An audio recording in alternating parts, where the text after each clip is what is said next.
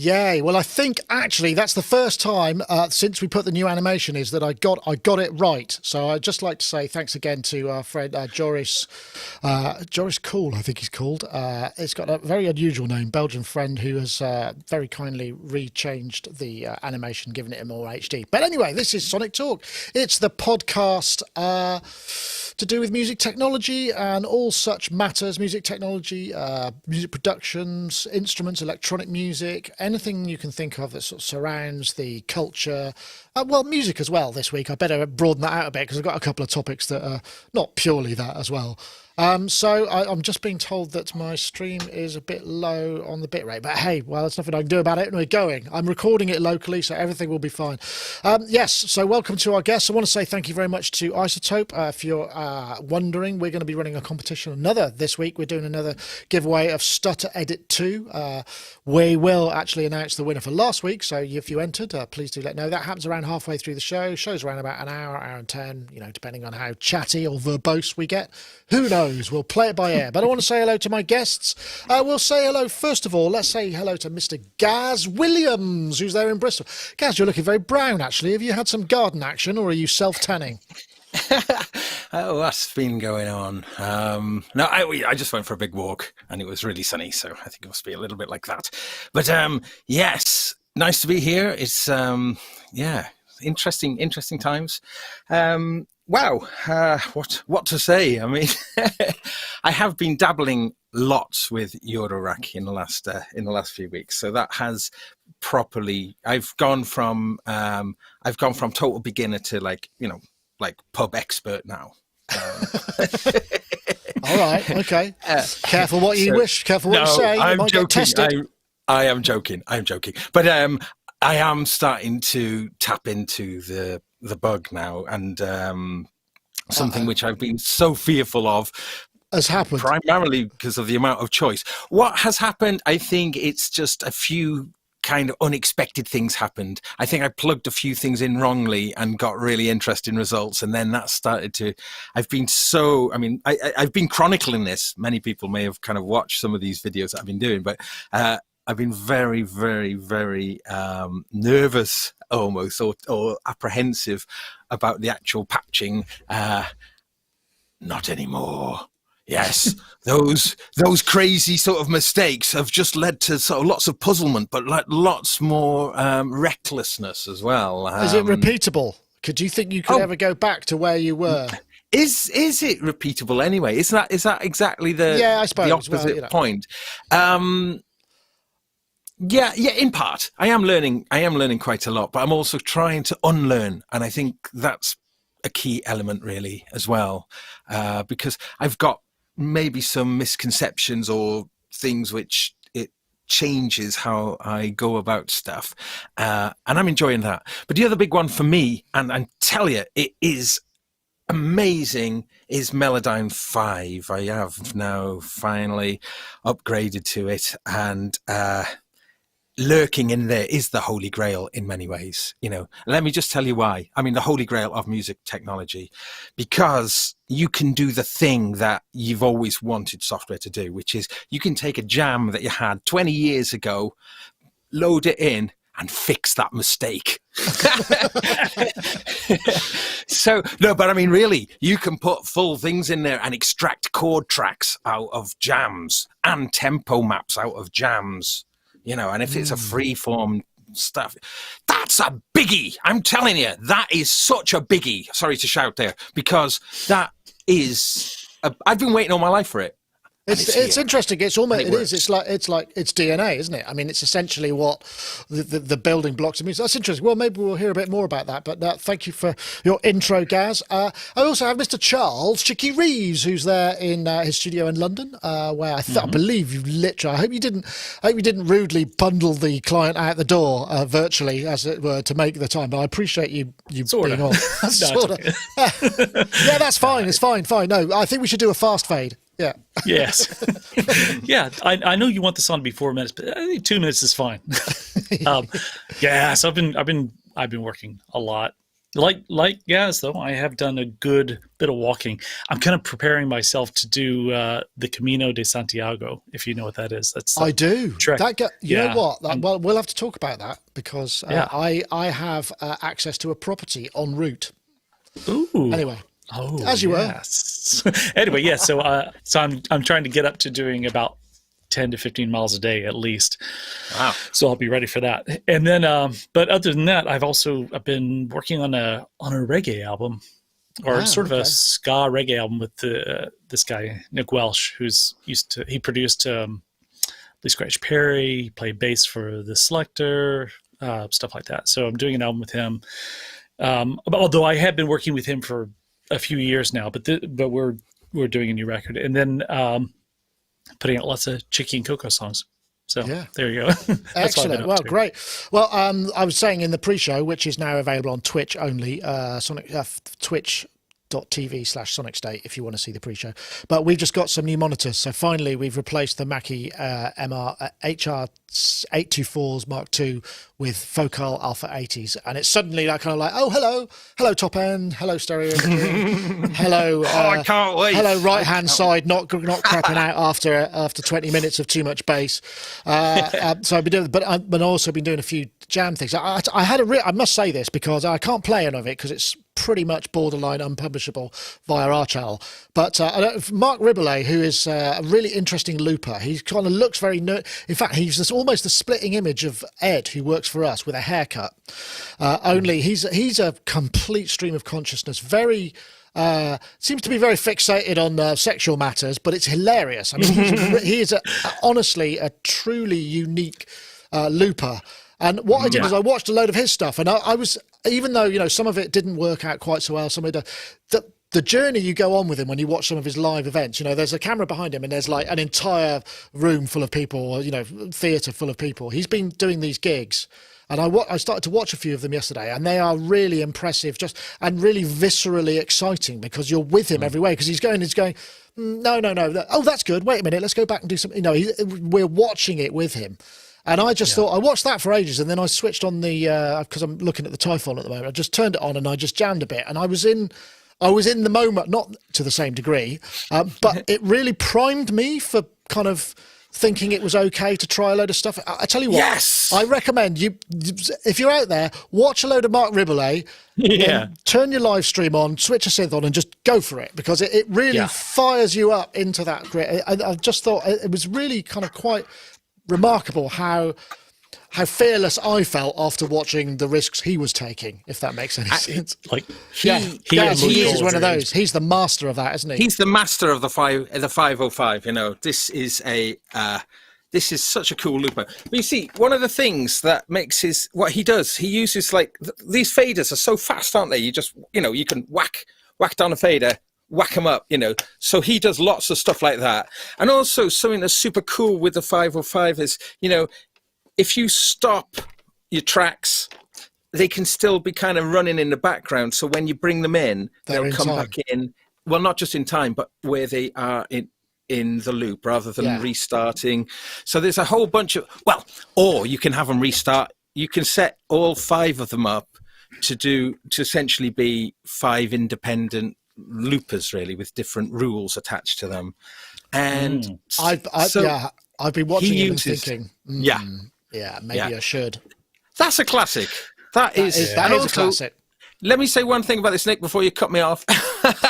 Is that I talked about this before. I've talked about it many times, but when the version 2 firmware came out on it, it made it a much better desktop synth or modular synth, looper, because of a bunch of things. The MIDI clock on it is so good on it now. I use this as my main MIDI clock and have everything slave to this, generally. But being able to, you can create the version 2 software, apart from allowing it finally to be mapped to foot controllers, because in the original MIDI setup, you could only map undo, I think, to the foot or something like that. You couldn't map record.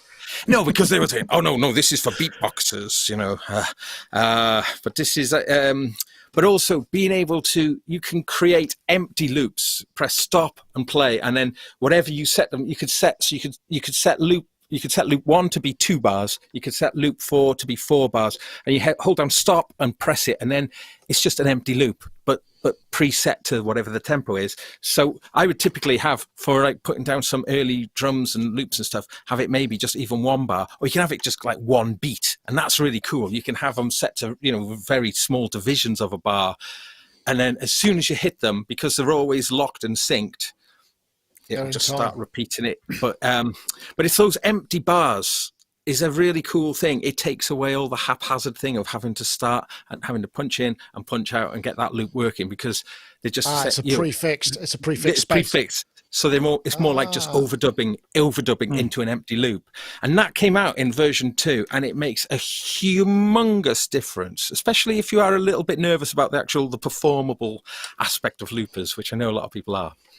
That's it. Interesting. Yeah, no, excellent. Well, I thoroughly recommend. I mean, if you're easily offended, perhaps not. I watched one just before the show, and it went very dark very quickly. And you know, there's quite a lot of visceral. It's very visceral, I think we should say, and extremely rude, but brilliant at the same time. Anyway, I suppose we should talk about news. What about this then, folks? Speaking of, I think this does a looper. I'm not sure. The new H8, which looks a little bit like the Nemo from Alien, or some sort of spaceship from the 80s, 90s. Yeah, I was disappointed that it doesn't do all those fancy effects though on the graphics. Yeah. So basically, up to I think up 8 inputs, depending on what modules you've got. Record up to 12 tracks, and also there are sort of various different applications which allow you to, you know, get straight into podcasting mode or straight into location recording mode, or music recording mode. So location recording mode, you know, like for instance, podcast mode has minimal metering but presumably programmable touch buttons, you know, and location recording, you get much bigger meters. You know, it's just really kind of smart. It's 299. I think, was it 299 or 399, which doesn't seem an excessive amount. I mean, the actual main image of it, it comes with. I did actually, I've got it here. So that's it with the XY capsule it comes with. But you can get these other modules. There's a sort of another module which is another 4 inputs of XLR. I think I scrolled. I don't know how much that is. I don't think that comes with it. But so you can kind of, and it's also got an ambisonics mic as well, which is really a VR8H, which is actually pretty cool. It's like the stuff which they actually have one of those. Yeah, and so here we go. So you can get an EX8, which will give you another 4 inputs. It just seems, I mean, it's not the sort of thing that if you were holding it and someone pulled hard on one of the cables that perhaps wouldn't damage your fingers or tear your flesh. So it's not the sleekest looking thing, but it's a very impressive and interesting box. I don't know, Gaz, are you? I mean, we're H4, and we've got an H4, an H6, which we use in the studio. I mean, it seems like a fairly ubiquitous brand in terms of recording devices, right? Yeah, and I've recently lost my beloved H2N, which has been with me for years and years and years, and I think I left it at a gig before lockdown. So I'm gutted, but it also does give me an excuse to buy a new field recorder, though. So, so you can't detach that at all. It's basic thing. Well, the basic thing is 2. The top module is whatever it is. So whether that's an EX8 or whatever mic you might want, but yeah. Okay, cool. And then, because they've for many years brought out those interchangeable capsules, so I guess that if you've already got them, they're all compatible with that. I believe so. Interesting. So. But does it do multi-track recording? Does it? Yeah. What you mean overdub? The H4N, you could operate that as a 4-track, couldn't you? What, an overdub? Yes. And edit and I've never used it as that. I've only ever used it. Basically, we use ours as either a 2-track recorder or a 4-channel mixer. So I don't know. Yeah, it's just it's sort of so unfashionable, isn't it? Multi-track to have recording a multi-track recording in a device. I'm not sure. Anyway. That's a good question. It might do. Okay. You made a noise there, Chicky. Does that mean you know? I don't know. What do you think? I mean, it's a bit of a funny shape, admittedly. It does look like something out of one of the Alien films. It's Yeah, maybe there's a reason for the ergonomics of it, but I know that if I were doing field recording in the sense of, well, like if I were doing location recording, it would be a tough thing to have in a bag because you'd have mic cables kind of going out every direction from it. So that seems a little strange. That said, it's got a lot of functions, but then the other side of that is I have the H3, the Amazonic one, and it's interesting, but I don't think the mics are fantastic on it, and it does have a lot of self noise. Like if it's, unless it's, well, even if the sound that it's being exposed to is too loud, you can hear an audible, ringing from the resonance of that cage that's around it. So that's a little, and I haven't figured out a way to stop that without changing the sound quite a bit. So I'm a little wary of some of this stuff, but the lower numbered Zoom stuff, they are quite practical, and like you said, you use them all the time. And would I use something like this? I mean, it might be kind of fun to have, as cheap as it is. It'd certainly be fun to have it as something to experiment with, especially if you could do overdubbing on it. But I think it'd be more for just trying to capture, multiple. I mean what is that BTA one? What's that? You can monitor levels and hit record, play, stop each application. Just insert your BT. What is a remote control? Bluetooth adapter. Bluetooth adapter that goes in the front there. Okay, I'm just looking, but I mean, there's a sort of argument for its lack of, it's ergonomic. That is a mess. Unfortunately. Do you know what I really like? What I really like about it, though, is it is like a proper Japanese looking design. I've always had a thing for Japanese design, really kind of quirky stuff that could only really come from Japan. And I just thought I'd just grab this because Zoom clearly do. Is that the ring? Have you got the donut? Yes, indeed. Oh, good. I'm so glad somebody has. The Zoom Arc. The Zoom Arc. Yeah. It's definitely from the same design team, isn't it? Yeah, I know. So I love them doing wacky designs. I mean, the Zoom Arc, which I did pick as my 2016 Best of NAM. That's before I actually got to use it. So,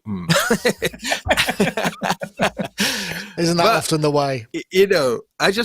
I want quirky stuff to come from Japan, and that's what I love about this new Zoom. Though, I mean, it does. You might call it ugly, but it just anytime you'd whip that out, people would be like, "Ooh, look what's at that!" Yeah. So yeah. So it looks like you get 6 inputs on as standard, with the extra 2 on the mic, or possibly another 4 if you've got the EX8A, EX8. But yeah.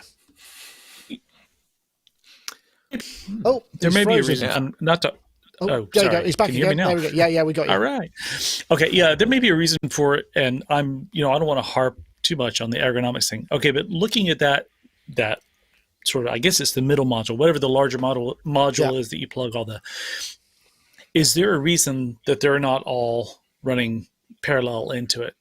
Because if they are, as a person who finds it very important to keep mic cable runs very neat and everything, you can tie them together and then pull them off to one side. This way, it's just like it's a starfish exploding mass. It's kind of when they had it in the video on that mic stand, mounted on that mic stand with all these cables come out, it looked like, speaking of Alien, it looked like the face hugger. It was just very. Oh, there we got 2. We've got 2 now. So okay, the modular pub expert is one title, and the face hugger multi-track is now. That's another. That's another one. Oh. I think that might do it. I'm not sure yet. We'll see. Yeah. But I can imagine. No, you see, early. You're saying that, and I think that's a very, very good and professional point about that. But if you imagine it was actually on the desk for like a podcast kind of thing, run into the mics, then actually then that ergonomics could kind of work, couldn't it? Because yes. If you're all around a table, I mean, obviously what they're trying to do, isn't it, is trying to keep it as narrow as possible and just extruding out to that shape so you can get 6 XLR connections. Yeah, that's true. Without expanding the body any bigger than it needs to be to make it 6. Point. Well, it wouldn't need to be any wider. It's just literally that where they beveled off the sides, just yes. So you're not really going to save any space. I mean, you are saving a bit of whatever the plastic housing is, but how much would that cost? So I don't know. That's my opinion. But I take your point. But anyway, I think it's available soon or now. $399 US. I guess can it be similar in Europe, euros and in whatnot. M. Wilson in Facebook says Facehugger multi-track is going to be hard to beat. Yeah, I think you're right. I think you might have that, Chicky. Well, that's two. Sorry, I've done guys. it twice now. Oh, sorry, guys. Okay. Well, anyway, that's available soon. So let's. Obviously, this is somewhat sad news, but also. This is Mr. Ennio Morricone, who passed away sadly quite recently. 91. I mean, pretty good innings, and crammed a lot in, and obviously has a lot of musical memories to leave us by. It's a really interesting. I was reading about his bio. I mean, he's a fascinating bloke. I mean, basically didn't really leave Italy or even Rome for years. He won a lifetime Oscar award. It was the first time he'd been to America, and he was in his 80s at the time. It's astonishing. Wow. So some of his greatest compositions, I mean, apart from the fact that we probably, most people of a certain age probably know him for his kind of Good, Bad and the Ugly. Here's a bit one. There's one of the finest. This is a great, I mean, you forget, but these as we were kids, these films were very, or certainly of a certain age, are very atmospheric, and this really just kind of I love it. Absolutely did it. It was da da da da da, and the classic. There was a lot of Esquivel. There's a similar this sort of slightly insane left field, almost avant-garde. In fact, I didn't realise this, but he started out. He was actually part of a group of Il Gruppo, who were avant-garde composers in Italy, who created. They recorded a whole bunch of albums, and it's really interesting stuff. Like they did something called Feedback. I need to discover this because I didn't know this, and he was part of that. He was sort of the founder or the kind of overseer of that group for years, which was an avant-garde composition group. He also did a whole bunch of pop arrangements, did a whole bunch of TV stuff. Obviously, the film things came slightly later in life, but it's the emotive quality. And in the various reports, I've been seeing the word maestro used, and it made me sort of think, what is it that that's quite that's an underused term, isn't it? It's not, but what is it? What does it mean to get that?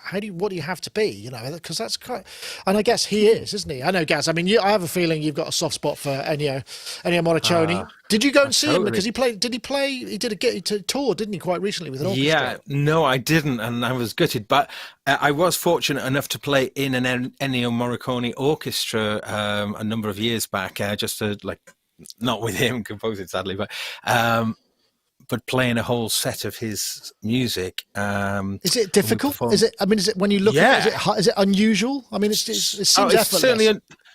The form is crazy. The form of the music. I mean, this particular set we were doing had quite a strong spaghetti western amount to them. So, and that only does represent a small part of his incredible catalogue.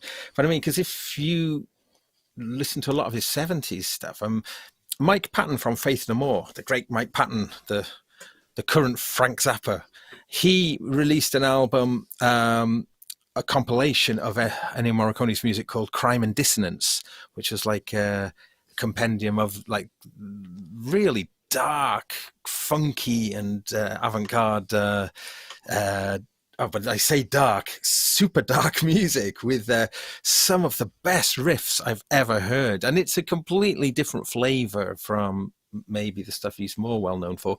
But of course, he carried on and he did a lot more mainstream stuff as well, didn't he? Yeah, a lot of pop as well. Yeah. Certainly in Italy in the 50s and 60s, yeah. Right. So he's got a massive wealth. I mean, I've only discovered a tiny fraction of it. It's astonishing, isn't it? But playing some of that music live, and as anyone knows, when you play music, other people's music, you get a really great insight into it by being inside the music rather than the receiving end of the music. And genius is the only thing that comes to mind, really. Just absolute remarkable genius. And of course, a great loss to the music and film community. So yeah. Yeah, there's once upon a time in America, Gabriel's oboe. Where is it? I'm looking for it. The Untouchables? No, Once Upon a Time in America. Yeah, this one. I'll that's play a little bit of this. The pan.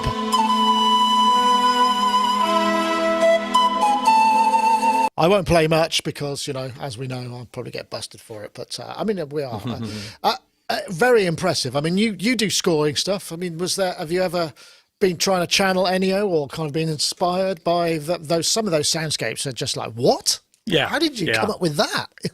I remember the first time I became aware of him was when I was a kid, you know, and you learn how to whistle with the, you know, the, like, or whatever that is. Yeah.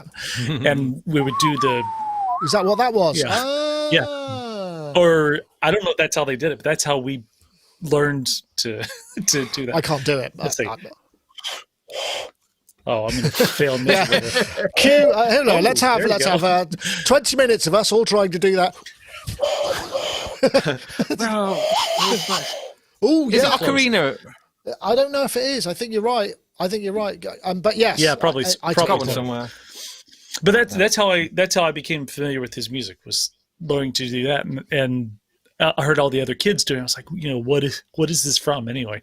And then some afternoon after school, I watched Good, Bad, and the Ugly, and several of his other films, and I was like, oh, this is where all this music is coming from, and that's how I initially got familiar with him. He reminded me a lot of, like, it's sort of like, you know, you're talking about the avant-garde stuff that he did.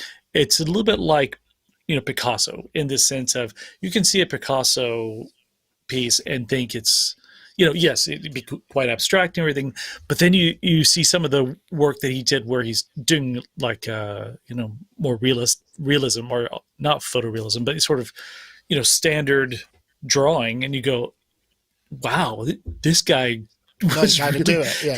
He could do all of this stuff. So it's not like he could only do the abstract stuff, you know. And so, yeah, he was very, I mean, obviously he's very talented, and he was maestro probably because he was a master of what he did. You it's know? interesting that he was actually, I was reading his Wikipedia, which obviously is not, you know, gospel, but he was one of those kids at 6 years old. Neither is mine. He was 6 when he started composing. So, you know, we're talking shades of Mozart, and as we'll see, Beethoven. 6 years seems to be the one, isn't it? It's because Beethoven we might get to a little bit later. You know, this kind of notion that Mozart set the bar at 6, so now you got to be doing a full concerto or whatever it is at 6 years old, and then you can count yourself. And it sounds like he was one of those musical genii kind of type individuals. He's a very good pianist and whatnot.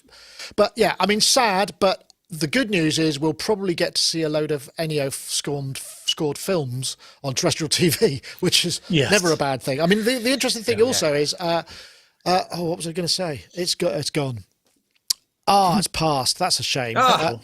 But he's really interesting and fascinating stuff. Yeah. He lived a long life, so that's a really positive thing to take out of it. I mean, incredibly productive life as well. Enormous catalogue. I think they were saying that he's done over 4,000 films. It was something enormous. It was just something that really I was thinking, when I heard the 4, I was thinking 400. That's a lot, but it was a factor of 10 more than I thought. I think that there was he got the title in Hollywood. If he was scoring your film would be like 30% better as a result. And there was a really good interview. I saw these clips where he was basically saying it's his job to manage the director's expectation, take it on board, but then do what he wanted to do anyway, and make sure that the director was on board. It's just, you know, so even that, managing that, even at his level, he's still managing the client to a degree, you know, as well, which sounds kind of. I don't know, just all those truisms apply even if you're Ennio Morricone, you know, so hey, that's kind of all right. And the mission. Don't forget to check out the mission if you're watching. The mission. That's such a beautiful soundtrack. That is, and didn't he do a Tarantino one recently? Didn't he do Hateful Eight? Hateful Eight, yeah. Okay. So there we go. You know, still working right up to the end. Yeah. Still working. Unbelievable. Awesome. Yeah. Okay. Well, let's get into our compo type. So as you know, last week we switched up to Stutter Edit, and we're going to do that again this week. So let's just have a little talk about Stutter Edit 2, which is BT and iZotope's latest collaboration.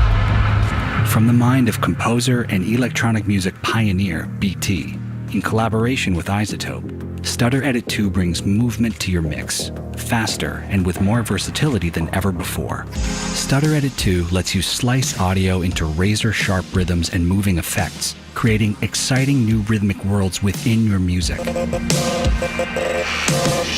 Instantly recreate the famous stutter effect in your samples, sound design, and beyond, all with a single button.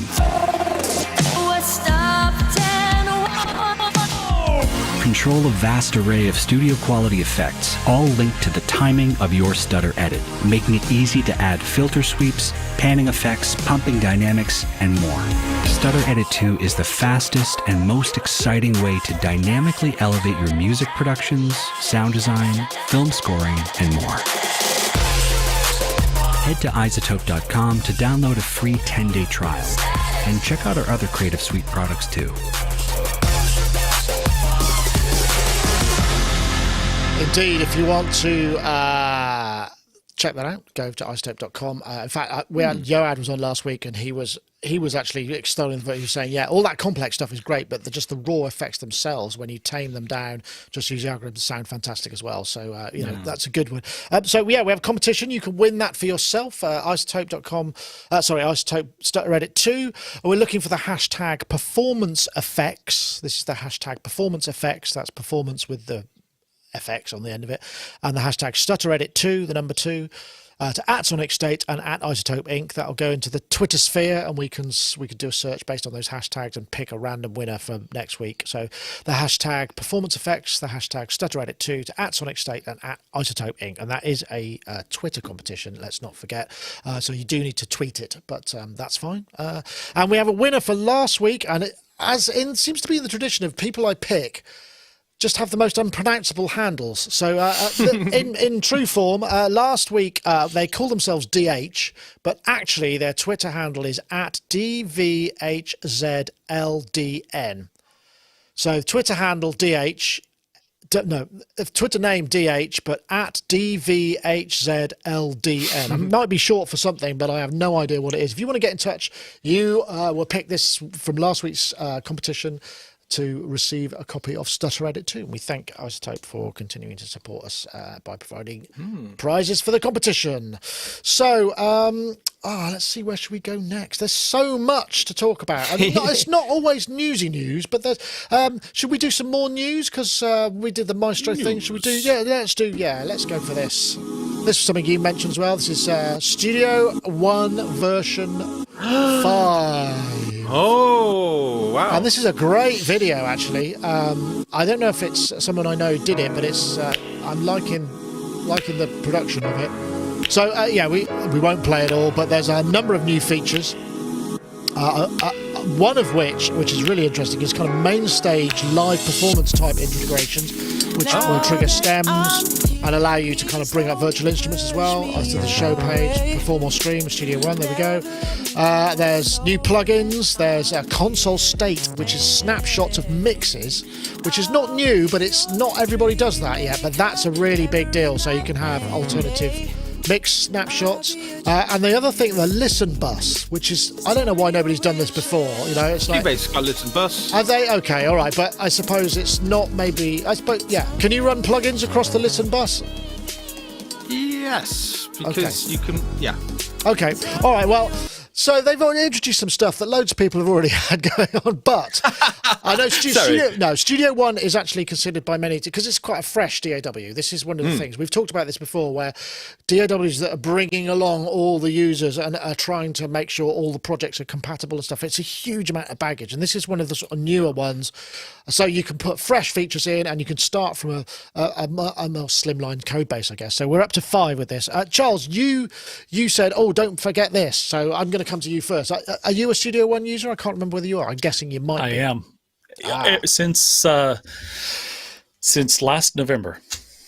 Okay. How's the transition?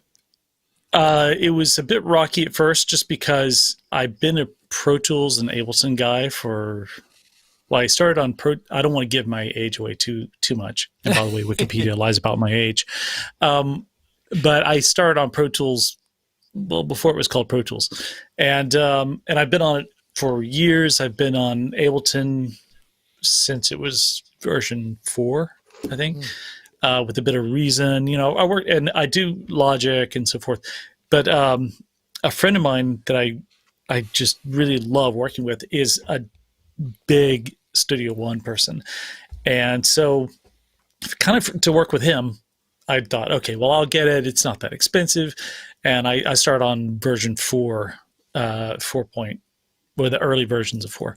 And yeah, so I'm a big fan. I'm a big fan. I love it. I love mixing in it. I love how they respond to user feedback. I love the feature set. I love just the way you can like drag plugins onto clips and just have it just do that, an effect for just that clip. It's very, very intuitive. And now this version of 5, it got announced yesterday, I think at 11 p.m. or 11 a.m. Central Time in the States. And I've been trying to download it ever since. I don't know if the website crashed or if it was just overloaded, or you know what the deal was, but I haven't been able to download it yet. But every feature in it. So whenever I go live, I use a combination of Ableton and MainStage quite a bit live, and now I can just use this because I love the effects, and I do love the effects in Ableton, but I love the effects in this. I love the scoring aspect of this because I find myself, or the notation. I find myself having to use notation more and more. You know, I spent years learning to read music and then tried to forget it, and then suddenly in the past few years, I've had to start using a lot more music notation. So that's a very good feature. I'm very excited about this. Every session I have now is. It's interesting, isn't it? That DAW updates. There was a time when DAW updates used to be an event, didn't they? And it feels and now they're kind of, you know, they're not often so much, or people try and make them, but I get the sense that this feels like it is, and I don't know what makes it so. You know, why that over Ableton 10 or Cubase 10, whatever. Do you know what I mean? I don't know what it is that kind of makes it like that, but this seems like it might be. Just in the chat room, or Azure Head said, how's the high track count performance? I recall a friend having to go back to Logic because of it. I don't know whether that's the case. Maybe I'll come to you guys, because do you use Studio One as well? I mean, I know you've given feedback, haven't you? Yes, I have, and I've used Studio One since version 1 for the project mode as my main mastering environment, and I think it's a very underrated aspect of Studio One. You know, making CDs and stuff is less important these days, but I mean, it was certainly a very good way of doing that. And, you know, you can put your ISRC codes in and all that kind of stuff, but it had this really clever way, or rather it has this really clever way of, once you create your kind of master project, that when you save a mix, you don't need to mix it down and import it into the project. Once you've established that that song belongs into a project, you can go back and forward between the mastering element. Want to change the vocals? You just go to that song, change the vocal, and press back to project, and then it mixes it down automatically and then puts it automatically back into your project, you know, into your mastering thing. There's a bunch of very cool features that are super unique, and that one is, I don't know any other software that does it, but so I've used it mostly as a mastering host, and if I need to make a more complex adjustment during mastering, for instance, some sort of automation, I will do that inside of the Studio One environment, and with that link that I've just talked about, so you can go back and forward in a cinch. Beautiful. I did meet some of the main designers of it at Superbooth last year and got into a conversation with them, and they took on board some of my ideas in the project mode, which I am super delighted. I've managed to make it work to my workflow even. So yes, I feel really chuffed about that. But no, it's brilliant. Also, they were first out of the post with ARA2 support for the new Melodyne 5's chord track, which is super cool. Yeah. They brought it, so basically it can use all of that Melodyne stuff to extract that's good for you, the then, chord, you must be but then you can go add to chord track. So then it goes to the main chord track of Studio One. So all of the MIDI tracks, everything can conform to that So that's studio. really it. to So that you chord could track. basically have a backing track for Yep. any style, bring in a demo and just go, yeah, can you just take that Chords. and apply it to this, please? And it's not just chords. It does. You can grab tempo information through that as well. And Melody 5 is part of the new update of Studio So One. that ARA2 integration means that you can just, and this is in Cubase too, but I don't think you can sync the chord tracks as of yet. Might be wrong, but that ARA2 integration just simply means rather than having to export out your file or push play and capture it into Melodyne, you literally click to edit it, and in that bottom window that opens, there it is automatically in Melodyne. So the two softwares work seamlessly together. But I mean, that's been possible for a few iterations, I think. But now with this chord track, but that's not a version 5 feature particularly. But exciting stuff though. So I think Studio One's definitely starting to take strides ahead, certainly in some areas. So that's really exciting to see. Interesting. They've instituted this clip gain thing, which before they've had clip gain. You just select your clip and then change how much gain there is on the clip itself. But now you can actually do it as an envelope. So just like in Pro Tools, you can actually go through and you get an immediate feedback. Is that separate from automation? It's separate from automation. It's just within the clip. So you actually, as you draw down, you see the actual waveform shrink down to match what you're doing. So if you're trying to, say, even out, a particular clip, you have a visual representation of the work that you're doing before you even hear it. And if it works if it works like the Pro Tools one does, it's the one thing that I was just like, some stuff I can do better in Pro Tools. This was one thing, and then they obviously listened to That's cool. People ranting about that, and now they've put that in. That's why I wanted to download it immediately. I'm fine with taking the chance on updating immediately because I'm so excited about that one feature. Interesting. Can I just say something while I remember? And this is only from my own discoveries with Melodyne 5, and I think it was possible on Melodyne 4 with the addition of the sound editor part of Melodyne.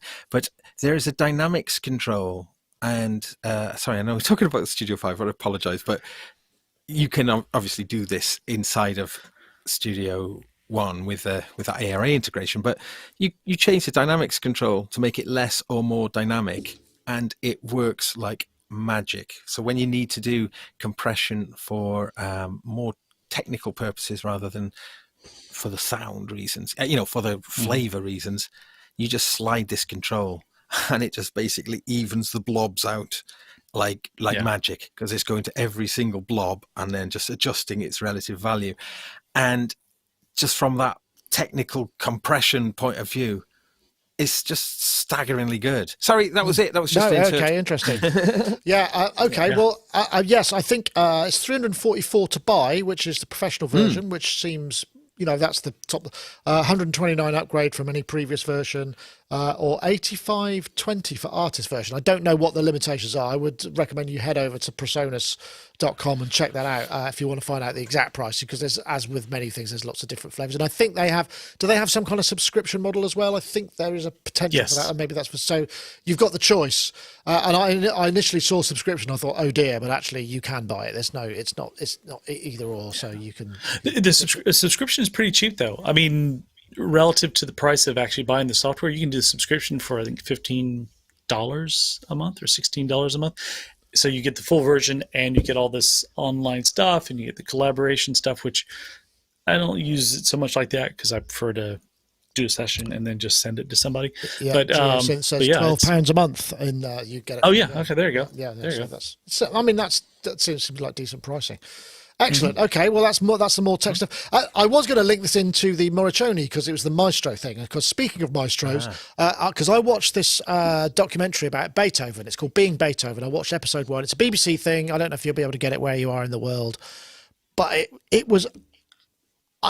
I was just astonished. You know, he's a legendarily legendary of all, probably Mozart and Beethoven, probably the two real big ones, aren't they? In terms of, I mean, strictly it's not kind of contemporary, but it's affected everything that we've had since music began in many ways. And it was really interesting. He had the really pushy father who kind of like tried to force him in. You know, he got him to do his first. What do they call them? Presentation. So he went to a concert, and he lied about his age because Mozart was 6. Yes. Mozart was still alive when Beethoven was 6. So then, you know, he was actually 7, but he said he was 6, and then they played. Everybody went, "Wow, he's amazing!" He was driven to it by his father in an almost sort of, you know, an unreasonable extent. Fortunately, he was very gifted, and he also had a propensity for music and loved it, so it made it a lot easier for him. And he was you know, a truly remarkable individual. And then, as we know, he in his 20s he started to become deaf. And, you know, this was something that he lived with, his decreasing ability to hear.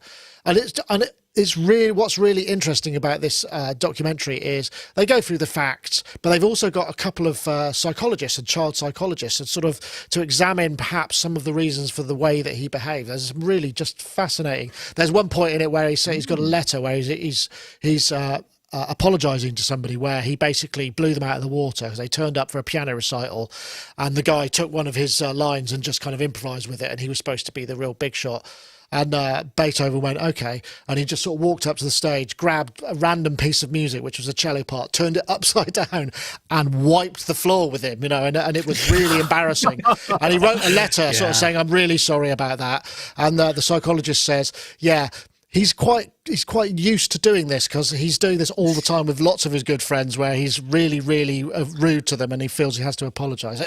It's fascinating, but I suppose that I don't know why I brought this up. I think the Maestro was the only real link, but absolutely fascinating documentary if you get to watch it.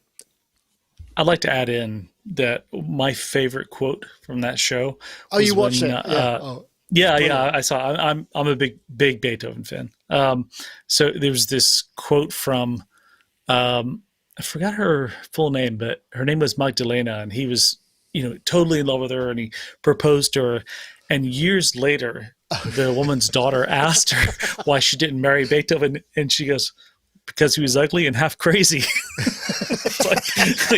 Oh, okay, yeah, fair enough, I guess. Pretty obvious, yeah. But he was pretty nuts, apparently. So yeah, I mean, it sounds like well, we could, you know, retrospectively diagnose from afar, which is always a bit dangerous. But yeah, he sounded like he comes from, you know, alcoholic father who was also a bit of a slave driver, and he had this love of music, but he was pushed into it so hard. And, you know, I mean, I don't know how I would react.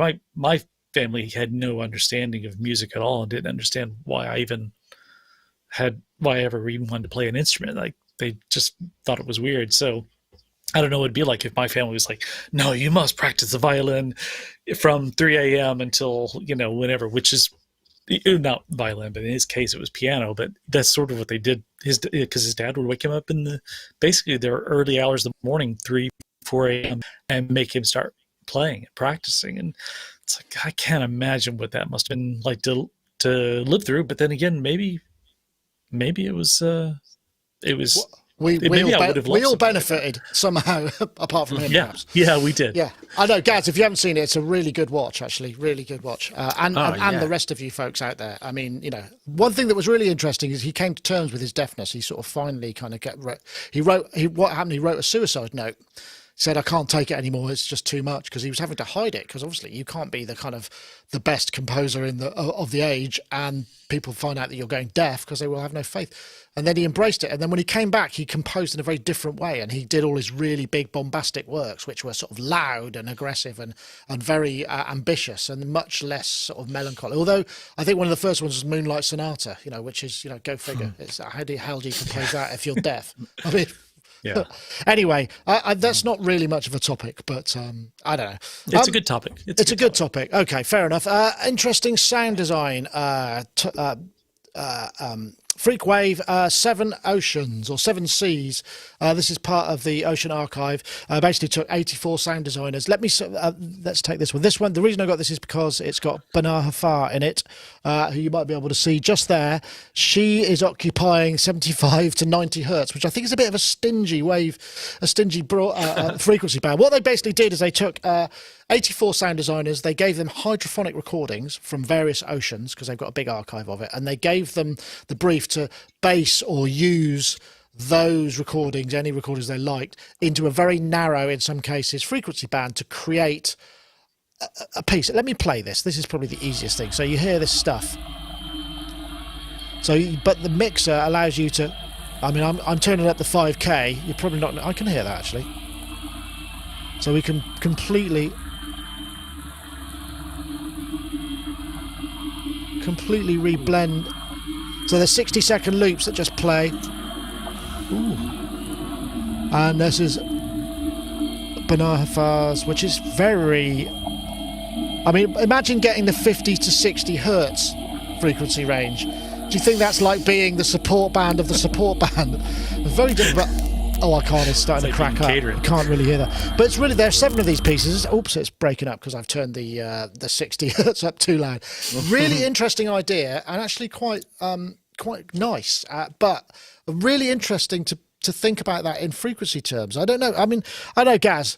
What frequencies would you like to have if you were being given a frequency range to work within? Because it's not. I've not thought about it in these terms before. It's quite hard. I would have 80 to about 140, I reckon. Okay, so that would be occupying 2 bands, which I think is fair enough, because somebody gets 5K to 12K. I mean, that's like thousands of hertz. I know. And yet 75 to 90, you got 15 hertz to play. That's just... Mind you can't hear that much. You know, the difference is like in those high frequencies doesn't from like, say, from like 2K to 5K, or, you know, that feels like a tiny amount compared to 75 hertz to 85 hertz or something. Yeah. I don't know, just... Well, you get there's a lot of rhythmic pulsing. You can't really hear that sort of stuff, but it's a really interesting idea. But like I say, I just don't know how I mean, because the lower ones tend to be sort of this more sort of rhythmical, sonorous, very low frequency. But I wonder how. How low does it go? How long? How low? It goes to How low? 50. What's the lowest? Hold on, let's have a look. So Chandra Shulker is 50 to 60 hertz, which is basically nobody without a decent studio monitoring system or good quality headphones. Yeah. Lionel Vasquez gets 60 to 75. Benar Hafar gets 70 to 90. Larry 7 gets 90 to 140. Gus Ferguson. Oh, I wonder if that's the Gus Ferguson I know. I don't think so, because he's not a sound designer. 140 to 180. So, you know, the further up you go, the wider bandwidth you get in terms of, tricky. I don't know what frequency I would choose. Well, I would probably want something low, because like Gaz, I'm a bass player and I really love low frequency. But I can tell you the frequencies I would not want. I wouldn't want 160. I wouldn't want 315. I wouldn't want 1.6. Probably not 400. Probably not all the ones you tune out of the room, right? Yeah. Oh, exactly. The ones that go, oh, gosh, just zip that right out. But yeah, I'd probably choose. I'm surprised it doesn't go a bit lower, only because, you would need a sub and so forth. But there's some beautiful things you can do down in the 20 to 40 range. That I guess you could go full theta, couldn't you? You could just have 2 beating sine waves and just really. In fact, you could do something almost like a binaural beat thing. So where you have 40 and 44, and then suddenly you get these theta waves going, and that's very new agey, I know, but that would be kind of fun. I mean, that'd be a range I'd enjoy playing around with. I wonder also. I mean, I'm just sort of riffing on the process here. So, I mean, I'm assuming these were composed to these, or maybe they asked people to compose a full frequency and they just basically band limited it and just go, that's all you're getting. This is, so, even if you went outside, I need to just go outside. I need to go to maybe 110 from 75. Can I? No. Brick. And what sort of brick wall filtering would you use? Because you'd need a pretty serious slope. And on some of those low ones, you'd end up with clipping, wouldn't you? Because the waves would be sort of squared off. Yeah. Gaz, mastering head, have you got any thoughts on that? Ozone 9. Ozone 9 Ocean version. But Yes. I am being a bit flippant. It's actually quite lovely. There's a lot of different flavors and moods in it, and it's really nice. I think some of it is based on hydrophone stuff. Some of it is more modular and maybe processed. But yeah, some interesting things, definitely. What else have we got? Well, we've got two we could do. So we could do, what time is it? Oh, it's nearly 5 o'clock. 3D nylon piano or the government arts funding? Should we do Piano. Nylon piano. Yeah. Okay. Yeah. So this is cool. from Sampleson,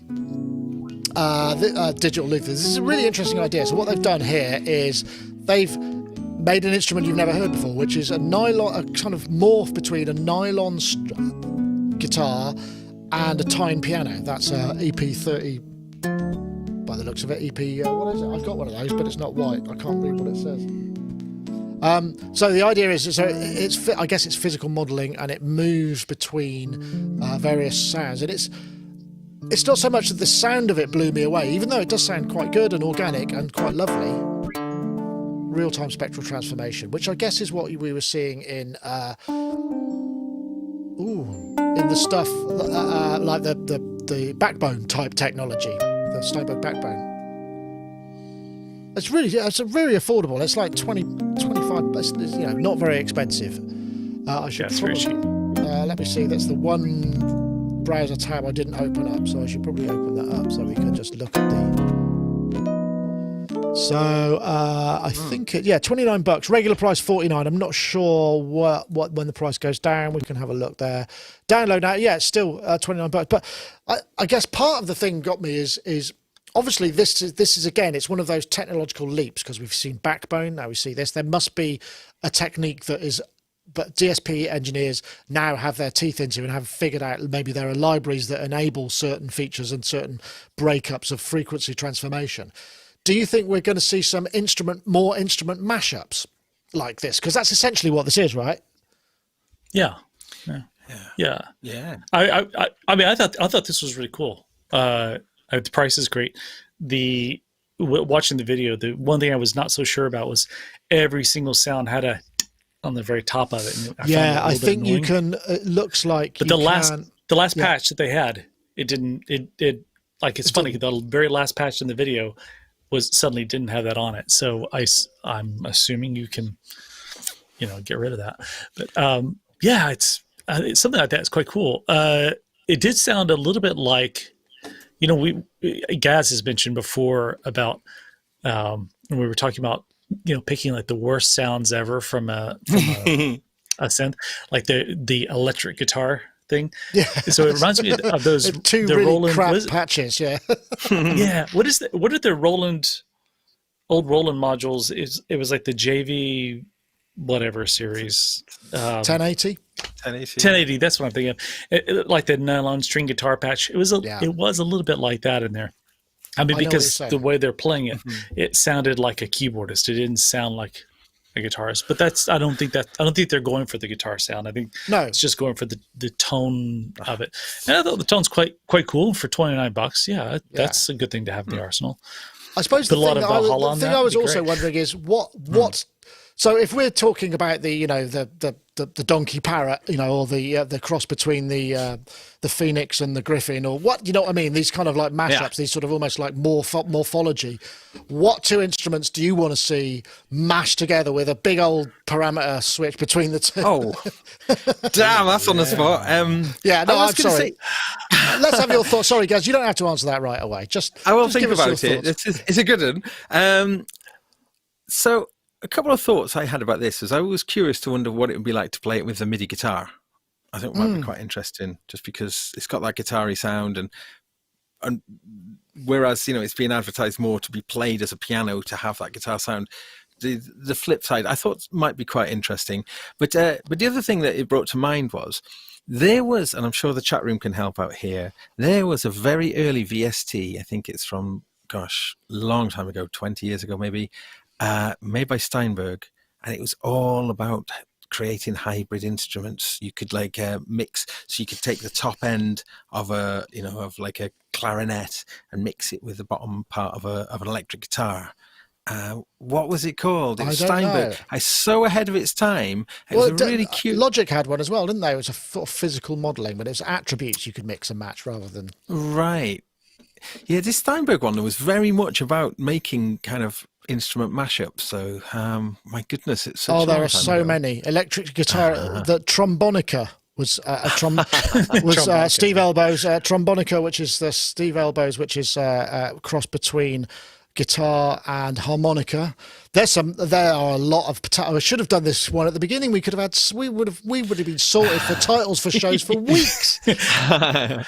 Yeah. I took so I have a Rhodes Mark II, and I did this thing for an album where I just took samples of each note. I have it set so that the pickups on it are just slightly off, sort of off center, and so you get this odd kind of dulled, out of phase kind of tone.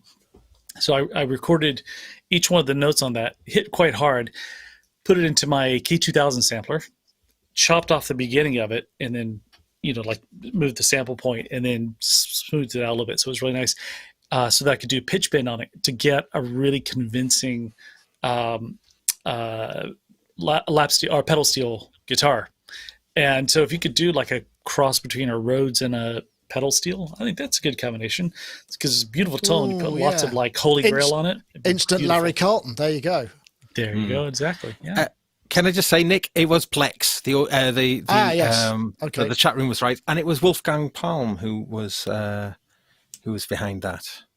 Okay, got you. Okay. I've got my instrument as well. I've got my instrument. Okay. I want like the subsonics and the low end of a sousaphone with the spikiness of a harpsichord. A sousaphone. That would be called, I believe, sousaphone, or a harpsiphone. Yeah. Oddly, I play sousaphone, so maybe I could help you out there, guys. That's your sample. I do actually play it. Rustic Ink is not impressed. He says the show title should be "Better Luck Next Week." Better luck next week. He's a very spiky character in the chat room, but there you go. I suppose it takes all sorts. Okay, well, I just thought I'd throw that one in there. That is the Sampleson. It's electro nylon, so it's basically electro nylon. Real-time special transformation, and I don't think it's just it might just be a crossfade, but I don't think if you're saying it's real-time spectral transformation, it could just be a crossfade. I think this is the thing that we've been across before, wasn't it? It was like the Hartman neuron. It was like, wow, the technology behind this sounds really interesting, but ultimately it sort of just sounds like a crossfade. So that was part of the issue that you got with that, because and that's great, but the end result is something different. But anyway, I just thought it'd be a bit of fun.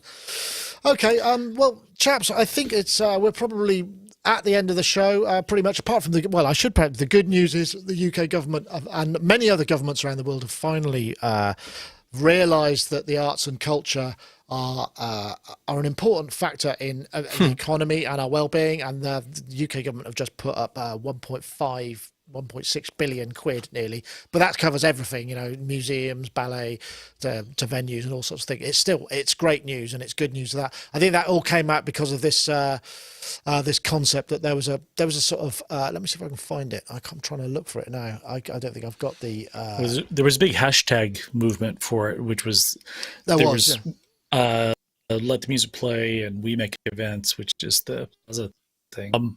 And it's this, all the arts and stuff like that. This is part of this country's soft power, is by exporting music and the arts. I'm just looking, and it's worked really well for Korea too. So well, I think part of it came. There was a survey that I think it was the Singapore Sunday Times did, and it was really unfair, because I think they said art. What was the most the least useful job in society, the most non-essential job, and artist came first. And if you take artists to be the whole of creative arts, then I think it wouldn't have come last. But I think they were probably, some chap with a beret and oil paints and, just sort of daubing on a bit of canvas, which again is totally unfair to say that. But I think if you put it in the right terms, say, okay, creativity generally, creative arts, then it would not have come top as the most non-essential jobs. But it started a conversation, and it got a lot of people really uppity, and quite rightly so. And so I think everybody felt also it can't happen here, and it is happening here. We really need to sort it out. But I suppose that's a bit of good news. I don't know how you get hold of any of these grants, but I guess that's for them to let everybody know, and whichever country you're in, sometimes it can be helpful, and hopefully that means that when we're out of this, there will be some gigs, there will be some venues, there will be some stuff for us to do with all this great work, or at least the time we've spent thinking about what we're going to do when we get around to being creative again. And I think, let's support that. I mean, we're bound to, obviously, because we're about the creative process, this podcast anyway. But anyway, I just thought I'd throw that in there as a bit of good news.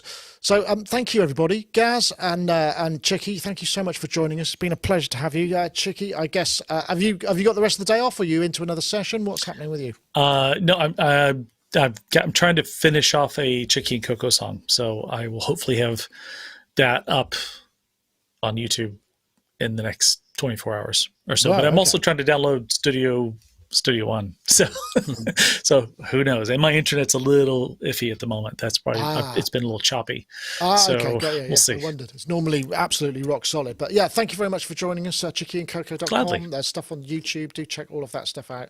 And also, Mr. Gaz Williams there in Bristol. Lovely to see you again. I know you've been away for a while. And Andy was over filming some stuff. So we got the Silver Bullet hopefully coming up soon. We got that in the bag yesterday. And I will be broadcasting live on my regular show this evening, but without a guest, because I decided not to do a guest because I've got too many things that I want to do, including thoughts about the band Rush, and they've actually been really important in my life. I've just gone through awful things, and Rush I loved them when I was 16. It was like Geddy Lee especially was my massive hero, and then I just turned my back on them. I gave my albums away because I really started to think that they were meant. I don't know. And then I come back to them, and I think I've just reconnected with it in a way that's been really meaningful and special to me. So I'm going to be talking a little bit about that on the show. I'm also going to be showing some of my latest Eurorack acquisitions. And speaking of Geddy Lee, I'm going to show you Geddy Lee's big, beautiful book of bass, which is something I've recently acquired. All of that coming later. So brilliant. Yes. Oh, that's excellent. So join me, please. Did you actually? The other thing that I had dropped over to Gaz was the MC707. Have you had a chance to switch it on yet? I played with it a couple of days ago, and I actually have to say, very immediate. Oh, what was it? Sorry, the Roland MC707. Oh, the 707. Yes. I've just been playing with it myself. Yeah, interesting. I mean, it's a deep Roland synth, because this is the thing I was thinking about a while back when I did the D05, the D50 boutique, and you sort of see that's the beginning of the Roland digital synth engine, really, isn't it? And the partials and the TVF and the T1 and T2, exactly, and then it developed, and then through the JV and XVs and all that kind of thing, that this complex digital engine. And when we did the review of the Axe, the Keytar, the Roland Keytar, that had a very deep engine. Well, that's got the Zen core, hasn't it? The Keytar, it's actually got the Zen core, I think. Oh, it is. Yeah, because it's. I have to say though, I mean, but one thing I would say is when I played with the Jupiter XM, I found the menu system infuriating, and I really felt that it was. Whereas actually on the MC707, it's somehow more intuitive and it's easier to use. I thought just to throw that in there. No, I mean the 707. I guess that's what I was going to say. Just viewed purely as a synth, not as a groove box, is pretty astounding, really. Yeah. It's good. Is it as good as the 626 though? Oh, yeah, well, I forgot to mention. You know why I mentioned that? You know what? It's, of course, 626, episode 626, the Roland 626, the drum machine that probably nobody has fonder memories of. I don't know. I've got a little demo here. Let's just remind ourselves of what it sounded like. This is from Jabberwocky. So it's about the time of digital drums trying to sound like real drums. Yeah. I suppose it's Linish, isn't it? It's got that kind of. There's a bit of. It's got punchy. The kick drum, but it's really interesting. It's so machine-like, isn't it? I mean, we're so much used to hearing randomization and variance. But, early day, I guess it was a precursor to the R8, which was the sort of human drum machine, which was a bit more variant. I don't know. Maybe not. Anyway, I suppose, yes, thank you, Chicky. You reminded me that if this is episode 626, which has in the nomenclature of Sonic Talks, ties in with the drum machine. So why not mention it? I should have done that at the beginning of the show, and you saved my arse. Thank you very much. There you go. Well, folks, thank you very much. It's been a real pleasure, as ever. We shall see you all in a week's time. All being well, stay safe where you are, do the right thing, and be kind of, be a good person. See you next time. Thank you very much. Take care. Bye-bye.